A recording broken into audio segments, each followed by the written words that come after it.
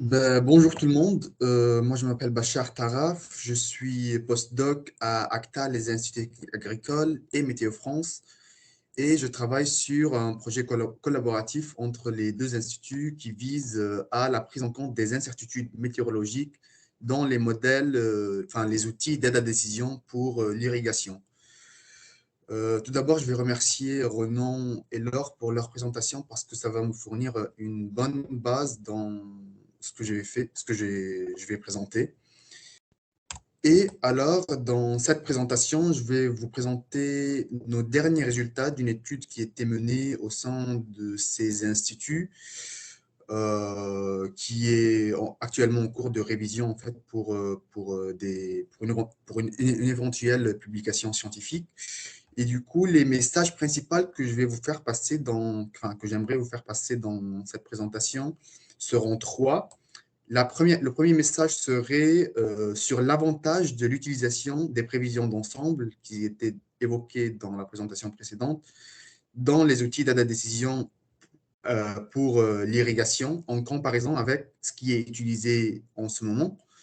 Le deuxième message, c'est de vous montrer des méthodes de correction des prévisions d'ensemble ou de post-processing qui peuvent améliorer aussi un peu plus les prévisions d'ensemble brutes.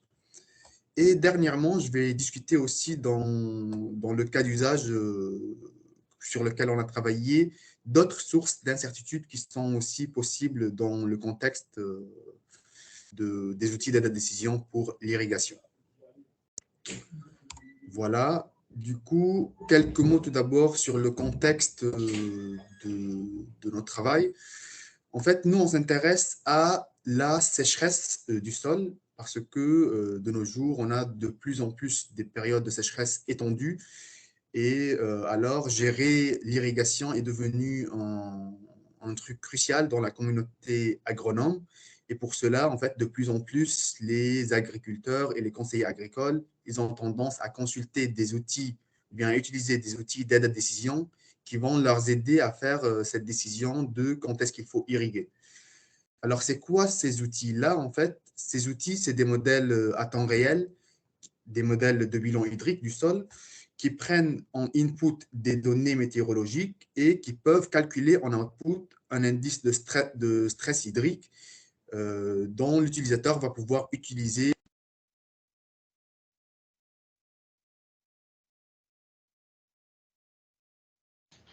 Excuse-moi, Bachar, je pense qu'il y a ton micro qui s'est coupé tout seul, je sais pas pourquoi. Il faut juste que tu le réactives.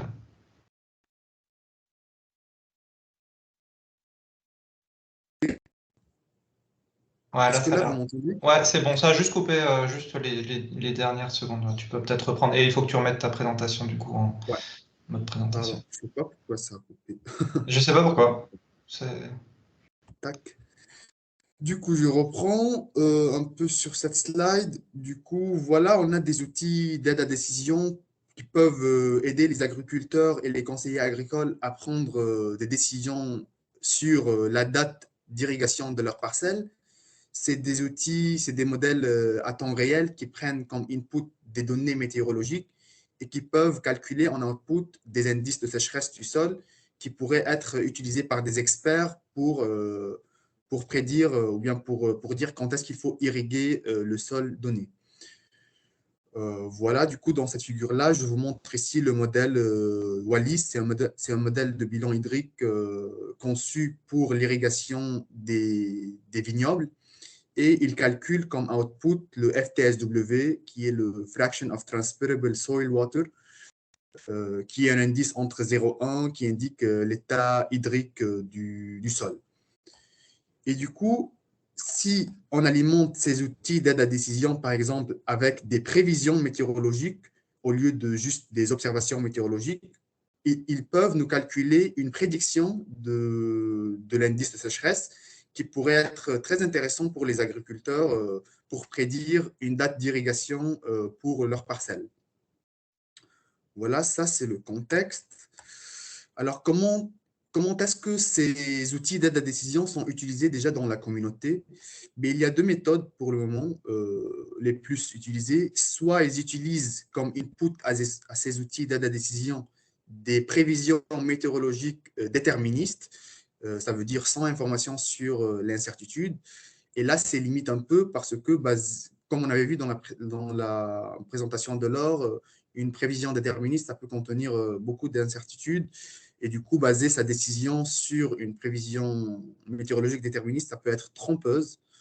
Et alors, la deuxième méthode, ce qu'ils font, c'est d'essayer d'incorporer une information sur l'incertitude dans leur décision en construisant un ensemble des observations historiques. Ça veut dire ils vont aller chercher les 10 ou 15 dernières années des observations météorologiques. Ils vont construire un ensemble à l'aide de ces observations et ils vont donner ça à manger à leurs outils d'aide à décision qui va leur prédire un ensemble d'indices de sécheresse qui peut donner une information sur l'incertitude. Tac. Alors, là aussi, il y a des limites. C'est que l'état actuel de l'atmosphère, ça peut être différent. Enfin, c'est normalement différent de l'état de l'atmosphère des 10 ou 15 dernières années. Et là, ça se voit par exemple sur cette figure-là où on voit la plage d'incertitude de la région jaune qui est plus ou moins importante sur toutes les échéances de la prévision. Et du coup, nous, dans ce travail de recherche qu'on avait fait, le premier objectif, c'était d'introduire l'utilisation des prévisions d'ensemble dans ces outils-là et de comparer cette utilisation avec l'utilisation de l'ensemble construit par les observations historiques. Du coup, on a ces deux approches-là. Approche EHOM, c'est l'approche d'utilisation des observations historiques comme input à ces outils d'aide à décision. M pour le modèle. Ici, on va utiliser le modèle de Wallis, par exemple, qui va prendre des inputs, des paramètres agrométéorologiques qui sont la température, l'évapotranspiration et la précipitation cumulée sur 24 heures et qui va pouvoir calculer l'indice de sécheresse FTSW. Cette approche-là, on va le comparer avec l'utilisation des prévisions du Centre européen, déjà évoquées dans la présentation de l'or, on va pouvoir quantifier la performance de ces deux approches-là pour ensuite conclure que l'utilisation des prévisions d'ensemble, elle est beaucoup plus performante que l'utilisation des EHOM. Voilà, ça c'est le premier objectif. Quelques mots sur le matériel qu'on a utilisé dans cette étude. Comme je disais, les prévisions d'ensemble, ils sont calculées par le modèle numérique ensembliste du Centre européen, qui est appelé IFS-EPS. Pour la période de validité, c'est 15 jours de ces prévisions avec 51 membres. Ici, on avait utilisé une version un peu ancienne, on va dire, ce n'est pas la dernière version du modèle numérique, et du coup, la résolution horizontale était de 18 km, et le modèle qu'on a utilisé était initialisé à 0 heure et 0 minute. Pour l'ensemble des observations historiques qu'on va utiliser, on va considérer les 12 dernières années avant la période de prévision d'intérêt. Pour l'outil d'aide à décision, comme je disais, c'est le modèle Wallis développé par INRAE et l'Institut français de vin et de vigne. La période d'intérêt, ça serait la période d'été, vu qu'en France, c'est la période où on a le plus de sécheresse, à partir de juin jusqu'à fin septembre. Et les années considérées dans cette étude sont de 2018 jusqu'à 2021 incluses. Ouais, et finalement, pour les sites qu'on va considérer dans cette étude, on a choisi 10 sites au sud de la France qui peuvent représenter la variabilité des vignobles françaises, on va dire. Tac.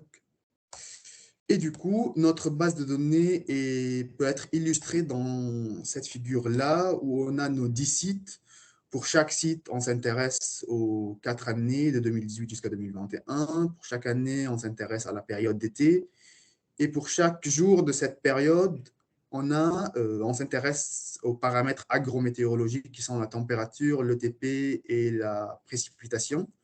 Pour chacun de ces paramètres, on a l'ensemble de la prévision calculée par le modèle du Centre européen et les observations associées en vert.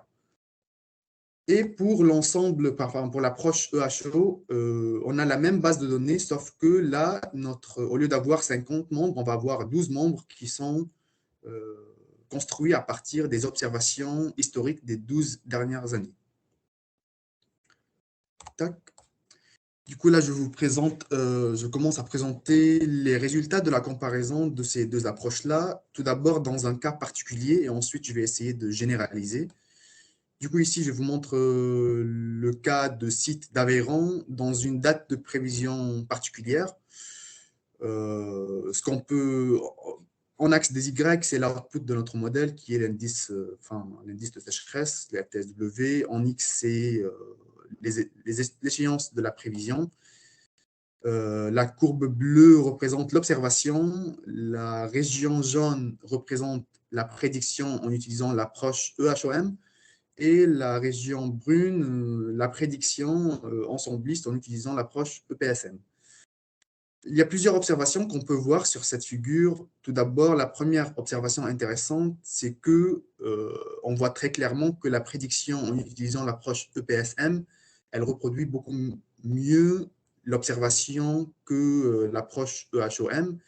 Et ça, surtout, par exemple, on peut le voir sur l'échéance 3, 4, 5, où on a cette montée importante de FTSW, probablement due à une période pluvieuse durant ces échéances-là, qui est très bien captée par l'approche EPSM, mais qui n'était pas bien captée par l'approche EHOM.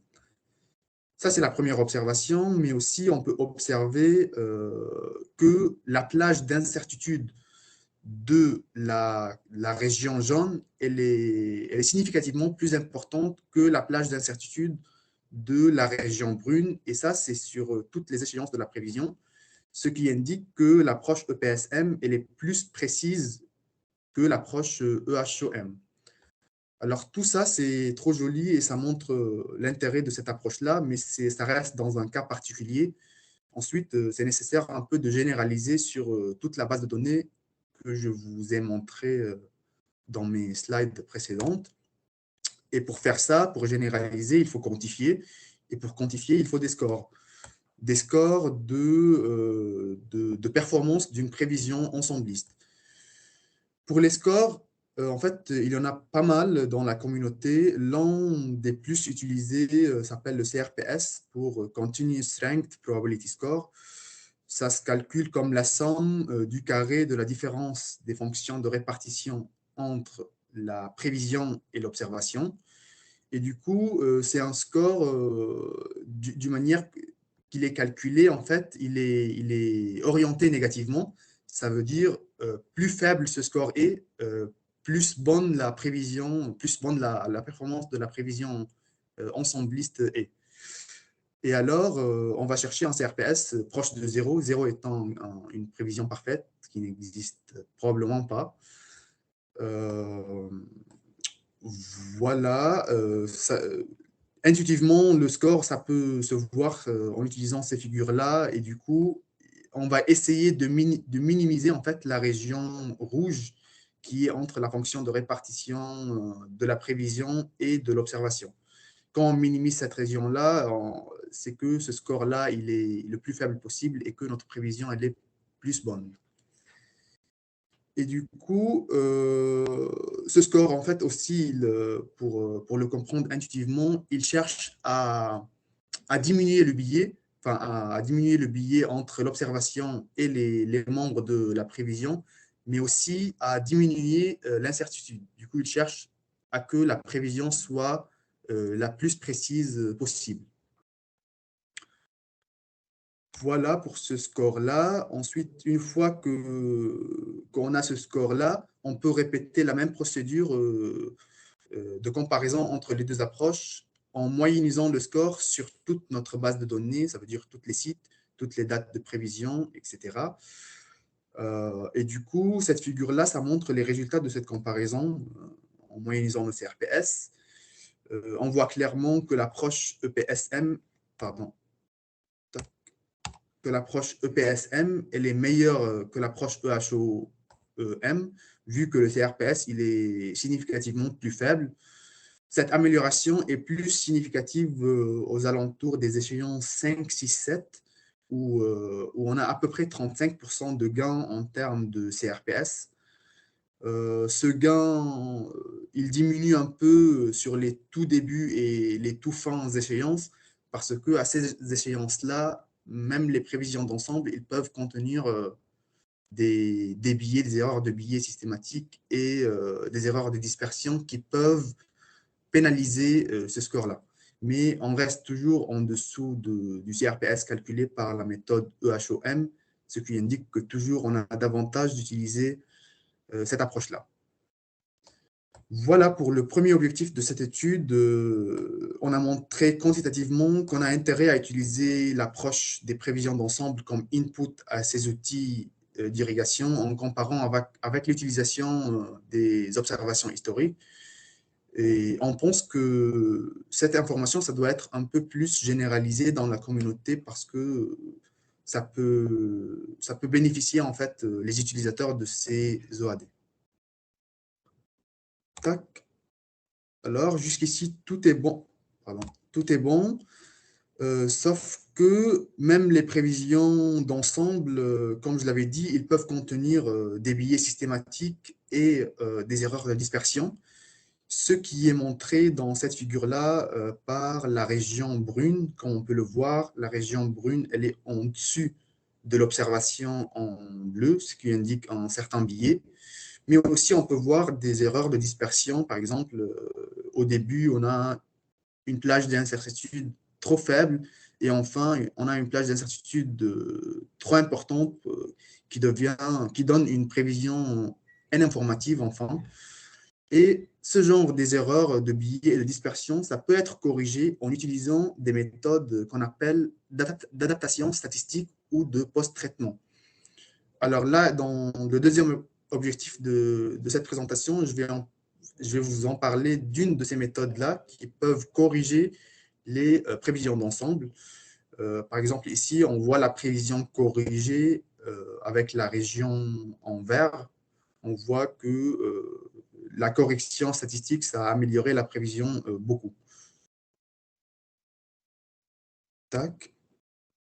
Et du coup, voilà, le deuxième objectif, c'est de vous montrer une de ces méthodes d'adaptation statistique, mais aussi dans notre contexte, il y en a deux manières pour faire cette adaptation statistique. Et ici, dans notre contexte, je disais qu'on peut le faire de deux manières. Soit on peut corriger l'output de notre OAD, qui est les FTSW, on peut le corriger directement. Et après l'adaptation statistique, on va avoir un ensemble corrigé des indices de sécheresse. Soit l'autre manière de le faire, c'est de corriger les inputs de notre OAD, qui sont les paramètres ou bien les prévisions agrométéorologiques, qui sont la température, le TP et la précipitation. On les corrige d'une manière univariée. Ensuite, quand on aura des prévisions corrigées de ces paramètres-là, on les donne à manger à notre outil, qui est le modèle de Wallis, qui va pouvoir maintenant nous calculer un ensemble corrigé de notre output, qui est le FTSW. Et du coup, dans ce deuxième objectif aussi, on compare ces deux approches-là.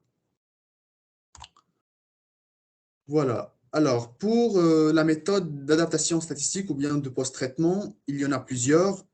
C'est normalement réparti en deux familles, soit des méthodes basées distributionnelles, qui sont basées sur des distributions, soit des méthodes non distributionnelles. Du coup, dans cette étude-là, on avait utilisé une des méthodes distributionnelles qui est connue dans la communauté et qui donne des bons résultats normalement. C'est la méthode EMOS pour Ensemble Model Output Statistics. Comme je disais, c'est une méthode distributionnelle. Du coup, c'est basé sur une distribution. Du coup, on va supposer une distribution du paramètre qu'on compte corriger. Par exemple, si c'est la température, on connaît que ça suit une loi uniforme. Et du coup, la distribution prédictive qu'on va supposer, loi normale, pardon, et du coup, la distribution prédictive qu'on va supposer, c'est une loi normale. Et la méthode consiste à construire une relation statistique entre les prévisions d'ensemble et les observations associées en se basant sur une base d'apprentissage qui est généralement 30 ou 40 ou 50 jours préalables, bien antérieurs à la date de prévision qu'on cherche à corriger. Et alors, comment marche cette méthode-là? En fait, cette méthode, ça suppose une perturbation linéaire de la moyenne et de la variance de l'ensemble brut. Ça veut dire, on va dire que notre distribution prédictive, ça va avoir en moyenne qui est une perturbation linéaire de l'ensemble brut. Pareil pour la variance. Et on va essayer de trouver la meilleure perturbation possible, notamment en calibrant les paramètres A, B, C, D à des données d'apprentissage. Une fois que les paramètres A, B, C, D sont trouvés, on a notre distribution prédictive et là, on va tirer aléatoirement à partir de cette distribution pour avoir notre ensemble corrigé. Voilà, ça c'est le principe de la méthode. Tac. Ensuite, là, je vous montre quelques résultats du deuxième objectif qui est le post-traitement. Du coup, ici, je vous montre le résultat d'un site particulier, le site de chapitre. Je vous montre les scores, les CRPS de l'ensemble brut ou bien de la prévision brute qui est la courbe en rouge. Et ensuite, la performance des ensembles corrigés en utilisant les deux approches, soit post-traitement direct, soit post-traitement indirect, qui sont illustrées par les courbes en bleu. On peut très bien voir sur cette figure qu'on a une amélioration significative, surtout à partir de l'échéance 5-6, vu que les courbes bleues sont en dessous de la courbe rouge, ce qui indique un CRPS plus faible et du coup une meilleure performance de notre prévision d'ensemble. Et ce genre de comportement, il était observé sur 4 des 10 sites testés. Et on peut aussi voir qu'il n'y a pas une différence énorme entre les deux courbes en bleu, ce qui indique que les deux approches de post-traitement ont une performance plus ou moins comparable. Alors, pour les 6 sites qui restent à partir des 10 sites testés, on n'a pas le même genre de performance parce que sur ces sites-là, on a remarqué que les prévisions brutes sont très comparables aux prévisions corrigées et même des fois, ils peuvent être légèrement meilleurs que les prévisions corrigées, ce qui indique que le post-traitement n'améliore pas les choses dans ces cas-là. Et ici, une question qui est ouverte et qui n'est pas totalement comprise, c'est pourquoi dans ces sites-là, le post-traitement ne marche pas très bien et dans d'autres sites, les choses marchent. Alors là, on a plusieurs pistes de réponse. Je ne vais pas rentrer dans tous les détails parce que ça va me prendre du temps. Mais voilà, on peut discuter ça si quelqu'un est intéressé après. On a essayé plusieurs pistes et on a des hypothèses pour répondre à cette question-là, mais il nous faut un peu plus de données pour s'assurer que c'est la bonne réponse. Tac. Du coup, pour conclure ici, sur ce deuxième objectif, ici, je vous ai montré une méthode de post-traitement statistique des prévisions d'ensemble qui peut améliorer généralement la performance de l'ensemble prédit. Et le deuxième point, c'est que globalement, en fait, il n'y a pas de différence entre les deux. Enfin, dans notre cas, dans le contexte du modèle de Wallis, il n'y avait pas de différence entre les deux méthodes de post-traitement, soit directe, soit indirecte. Voilà. Ensuite, je vais finir avec quelques perspectives et qui sont en même temps des objectifs 3 de cette présentation. Durant la première section et la deuxième section de cette présentation, j'ai parlé que de l'incertitude reliée à la prévision ou bien la période prédite. Et du coup, c'est l'incertitude reliée à de la prévision météorologique. Mais dans ce contexte de modèle de bilan hydrique, il n'y a pas que ces sources d'incertitude. En fait, il y a, par exemple, l'incertitude qui peut venir des paramètres de l'outil. Ça veut dire, ça peut être la profondeur du sol, ça peut être n'importe quel paramètre de l'outil d'aide à décision. Ça peut contenir des sources d'incertitude, mais aussi il y a d'autres sources d'incertitude qui peuvent être sur les observations météorologiques antérieures. Ça veut dire, nous, quand on alimente notre outil d'aide à décision avec des données météorologiques, on le fait à partir du 1er janvier de l'année et jusqu'à la fin de la date de prédiction envisagée. Et alors, ici, dans cette section-là, on a des observations météorologiques qui peuvent contenir aussi d'une information sur l'incertitude.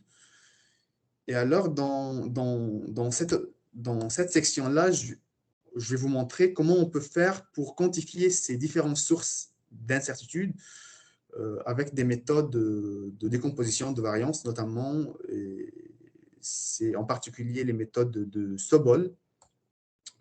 Du coup, dans notre cas, voilà, j'ai parlé des 3 sources d'incertitude, soit les incertitudes sur les observations, soit l'incertitude sur la prévision, soit l'incertitude sur les paramètres. Comment on fait tout d'abord pour construire le plan complet de la variation possible de ces 3 composantes d'incertitude? Tout d'abord, sur les observations, ce qu'on avait fait pour construire ces variations possibles, c'est de considérer les 8 stations les plus proches de la station mère, qu'on va appeler S ici. On a considéré des stations à peu près 1 km près. Et du coup, on va avoir, au lieu d'une série temporelle d'observation, on va avoir 9 séries temporelles d'observation qui vont nous servir à calculer une prédiction perturbée, on va dire, en utilisant des observations perturbées. Ça, c'est par rapport aux perturbations faites sur les observations météorologiques. Pour prendre en compte les incertitudes sur les prédictions, ben, c'est notamment ce que je vous ai montré tout à l'heure sur les membres de l'ensemble du prévision. Ça, c'est OK. Et pour prendre en compte les incertitudes sur les paramètres, c'est notamment fait en utilisant des intervalles d'incertitude qui sont cherchés à partir de la littérature ou selon des hypothèses ou bien des cas d'usage. Voilà. Ensuite, je finis avec des résultats préliminaires de cette analyse de sensibilité qui était faite. Du coup, en ayant le plan complet des variations des 3 sources d'incertitude, là, on peut calculer des indices de Sobol qui sont des indices qui quantifient l'influence de chaque component sur l'output du modèle, qui est, dans notre cas, la prévision sur 15 échéances de notre indice de sécheresse. Et ici, je multiplie par la variance pour pouvoir un peu voir la vue globale sur toutes les échéances. Ce qu'on peut remarquer tout d'abord sur la courbe, par exemple, en orange, que l'influence du comportement des membres, ça augmente au fil de temps. Et ça, c'est plutôt rassurant et c'est attendu parce que on sait bien que la prévision d'ensemble a une tendance à augmenter en incertitude au fil des échéances de la prévision. Alors ça, c'est attendu.